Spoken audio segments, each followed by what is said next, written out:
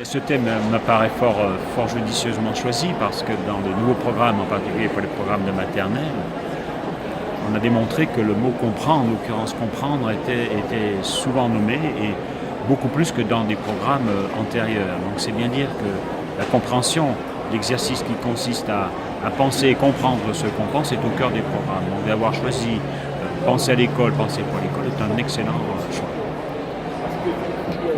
Penser et agir. Alors, vous savez, Bergson disait il faut penser en homme d'action et agir en homme de pensée. Je crois que l'un et l'autre sont intimement liés. Il ne peut pas y avoir deux façons d'appréhender les choses. Agir pour agir, si on n'a pas pensé à ce qu'on veut faire, ne produit pas de sens. De la même manière, agir, penser sans donner de l'action, sans concrétiser sa pensée, au fond, ne produit rien d'intéressant. L'être humain est fondamentalement un être de pensée et d'action.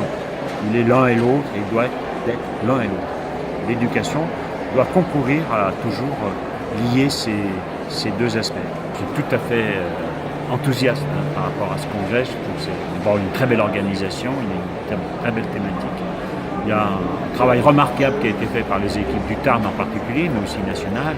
C'est la première fois que j'assiste au congrès de la GEM et je suis tout à fait convaincu de son utilité, de sa pertinence pour le monde enseignant en général et pour l'école maternelle en particulier, parce que l'école maternelle, ce n'est pas quelque chose qui est définitivement acquis, même dans notre pays. Je ne suis pas sûr qu'on ne puisse pas remettre un jour l'école maternelle. Donc tout ce qui contribue à développer l'école maternelle, son sens, son action est une très bonne chose.